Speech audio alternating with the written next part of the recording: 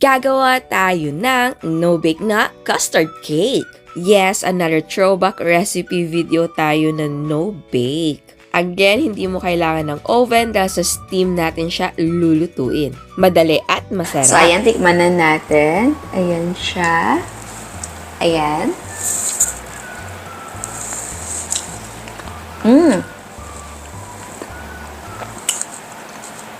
So, unang gagawin natin ay magka-caramelize tayo ng ating asukal. Ang gagawin ko method ay yung imimix natin yung ating white vinegar, white sugar at tubig dito sa ating pan. Tapos ay hayaan nating matunaw yung asukal until yung kulay ay maging amber. So, imix natin to lahat. Sa ating pan, i-combine natin ang white sugar, tubig at white vinegar. I-mix natin ito para siguradong basa yung ating asukal. Yan yung ating first at last na mix. Buksan ang apoy sa medium-low heat at hayaan natin ito until magbago ang kulay. Ayan, medyo kumukulo na siya. Mamaya ay matutunaw na ang asukal. Basta tandaan na wag mo na siyang i-mix. Hayaan mo lang siya. And after a few minutes ay natunaw na ang asukal. Mamaya ay magbabago na ang kulay kaya tutukan lang. And eto na nga, paunti-unti ay nagbabago na ang kulay. Hindi pa yan ang kulay na gusto natin dahil very light pa. Eto, amber na ang kulay pero kung gusto nyo na mas darker ay pwedeng lutuin pa ng konti. Ayan, so ilipat na natin siya sa ating cake pan. Ikalat natin para malagyan lahat ng bottom ng pan. Kapag naging malapot yung ating caramelized sugar ay pwede mo siyang i-reheat. Okay, para naman sa leche flan na layer natin, ang gagawin ko na version ay yung ginawa natin na leche flan recipe ng nanay ko. So, combination siya ng egg yolks at whole eggs, pero mas marami yung egg yolks. Tapos, meron tayong condensed milk at evaporated milk. Tapos, maglalagay tayo ng vanilla essence. Ayan, so meron tayong egg yolks at whole eggs. I-mix na muna natin ito.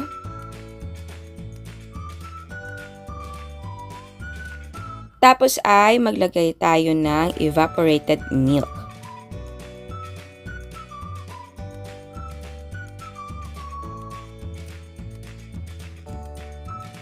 Isabay na natin ang condensed milk. At maglagay na din tayo ng konting vanilla essence. And then, i-mix natin ito ng mabuti.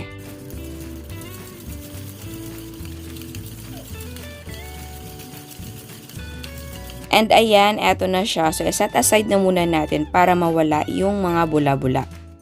Okay, sa chiffon cake naman natin ay dalawang parts yan. Meron tayong batter at yung ating mirang. Sa mirang, siguraduhin na kapag separate nyo ng egg yolks at egg whites, yung egg whites ay siguraduhin na kahit konti walang egg yolks at siguraduhin yung paglalagyan din ng egg whites ay hindi siya basa, walang water at walang oil.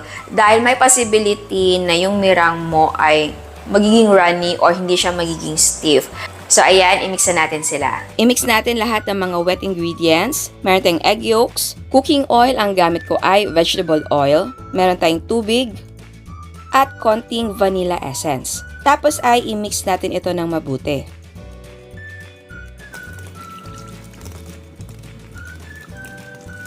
Ayan, in a separate bowl naman ay i-mix natin lahat ng dry ingredients. Meron tayong all-purpose flour, baking powder, white sugar, konting asin at maglalagay din tayo ng milk powder.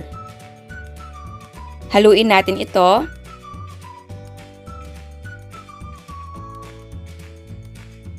Tapos ay i-combine natin ang wet at dry ingredients.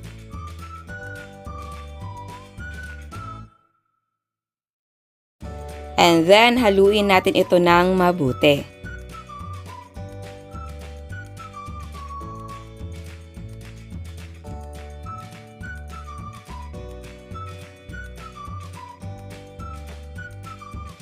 In a separate bowl, ilagay natin ang egg whites. I-mix natin ito until foamy.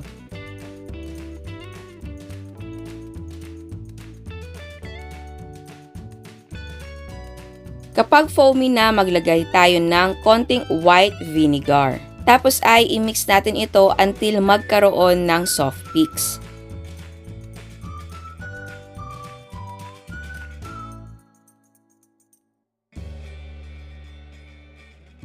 Ayan, may soft peaks na tayo. So ngayon naman ay maglagay tayo ng white sugar ng pakonti-konti. Tapos ay i-mix natin ito until maging stiff peaks.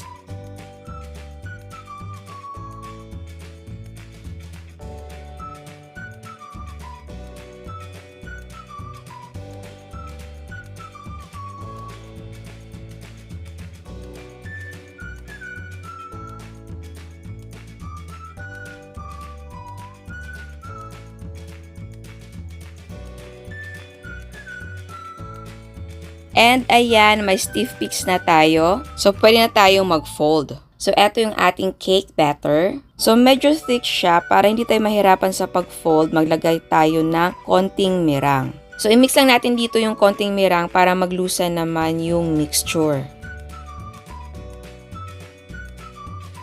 Sa pag-fold naman ng mirang, para madali lang gawin natin 3 additions. So parang hahatiin natin ng 3 equal parts yung mirang. And then i-fold natin gently sa ating batter. Sa pag-fold, para kang magpo-form ng letter J. And huwag mong kalimutan i-scrape ang gilid tapos ang bottom.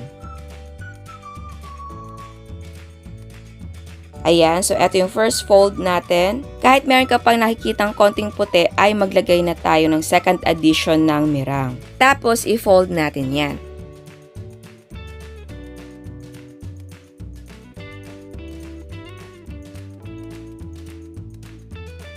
Ayan, next ay ilagay natin ang last addition ng mirang. So, eto na yung last na pag-fold. So, make sure na wala nang visible na mirang. Okay, so mag-assemble na tayo. Una ay ilagay natin ang leche flan mixture dito sa ating pan. Gamit tayo ng strainer para ma-strain ang mga buo-buo.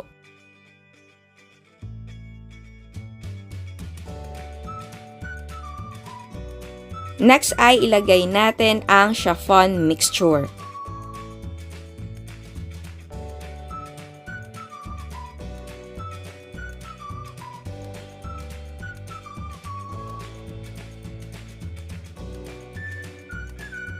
Tapos ay ayusin lang natin.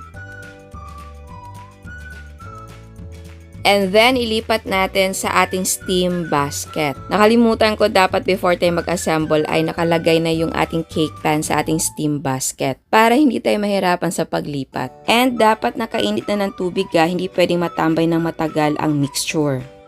Ayan, nag-init na ako ng tubig natin dahil sa steam natin siya lulutuin. Pero yes, pwede siyang i-bake sa oven. So, maglagay tayo ng malinis na tela para hindi matuluan ng tubig or steam ang ating cake. Yan. Lagyan natin yung takip dito. Yan. At isalang natin. So, lutuin natin ito for 45 minutes over medium heat. After 45 minutes, i-check natin. And ayan siya, tumubo na. Gamit tayo ng barbecue stick. Magtusok tayo sa gitna.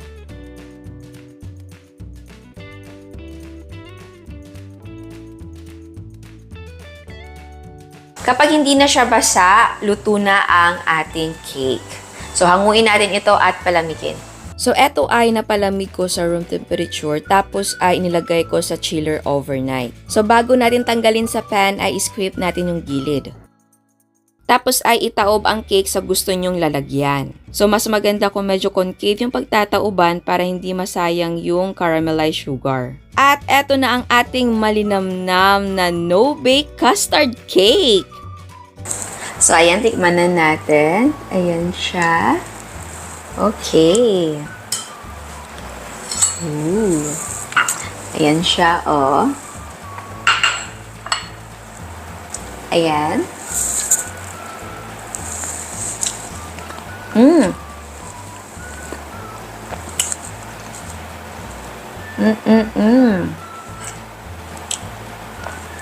Iba talaga kapag mas marami yung egg yolks. Iba yung lasa ng leche flan.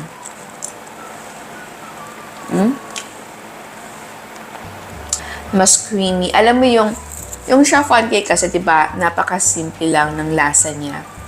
Plain. Pero kapag may leche flan na, napaka-special niya. Simple pero babalik-balikan mo.